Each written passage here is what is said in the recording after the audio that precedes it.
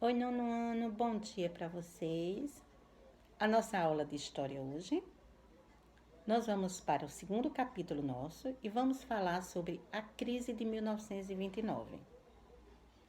Vocês vão ver o que aconteceu no mundo em 1929, tá? Vamos lá. O mundo em crise.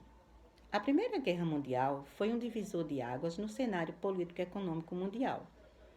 A partir de 1918, os países europeus tiveram então um concorrente de peso que não fazia parte do bloco das potências europeias, os Estados Unidos.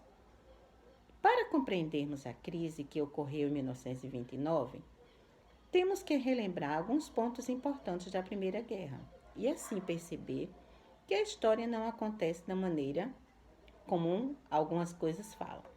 Os países europeus envolvidos no conflito passaram então a enfrentar uma crise econômica muito séria. Muitas economias estavam arruinadas. A guerra não havia apenas ceifado vidas, mas também as economias dos países, como a da Inglaterra, que desfrutava de grande poder econômico na virada do século XIX. Ao final do conflito, os ingleses então vivenciaram um cenário de desemprego e falências. A França e a Inglaterra, embora fossem vencedoras no conflito, perderam recursos importantes para competir com os americanos. O saldo da guerra foi de aproximadamente 9 milhões de mortos e incontestáveis pessoas mutiladas, o que carregavam algumas sequelas. A Alemanha foi considerada a única culpada pelo conflito sob determinados no Tratado de Versalhes. Estão lembrados que eu falei? Tendo de pagar uma pesada indenização aos países vencedores. Os americanos se opuseram ao tratado e à Liga das Nações e resolveram então fazer acordos diretamente com os alemães. A economia americana pós-guerra, vamos lá. Os Estados Unidos tiveram então uma vantagem considerável em relação aos países europeus. Seu território ele foi preservado e a economia cresceu com o desenrolar da guerra.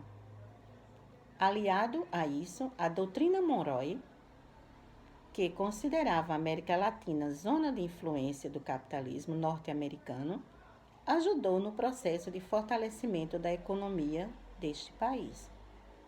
Na verdade, a atuação dos Estados Unidos durante a maior parte da guerra se redimiu a emprestar dinheiro e vender produtos e armas a alguns países participantes do conflito. Os americanos deixaram as principais potências europeias esvaiarem seus recursos, enfraquecendo então suas economias, enquanto forneciam matéria-prima, munições, armas e utensílios para seus aliados. Então veja os Estados Unidos como ele foi, não é isso? Sabido, não é isso? O pós-guerra despertou entre os outros países um sentimento de que era necessário reproduzir o jeito de ser americano.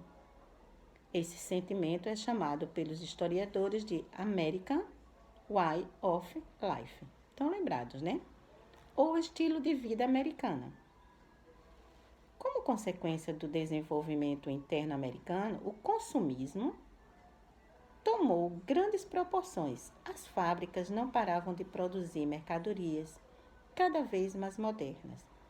Eram roupas, calçados, rádios, automóveis, panelas, brinquedos, geladeiras, discos, produtos nisso que extrapolavam as fronteiras dos Estados Unidos e gerava lucro consideráveis para os capitalistas americanos. A sociedade americana e a sociedade capitalista ocidental começaram então a valorizar o ter em detrimento do ser. Ou seja, para se tornar um membro respeitável da sociedade, era necessário ter dinheiro, um emprego eminente e esbanjar bens materiais. Enquanto os Estados Unidos comemoravam os resultados da guerra, muitos países arruinados pelo conflito não tinham dinheiro para comprar os produtos americanos. Claro que não, né? estavam arrasados.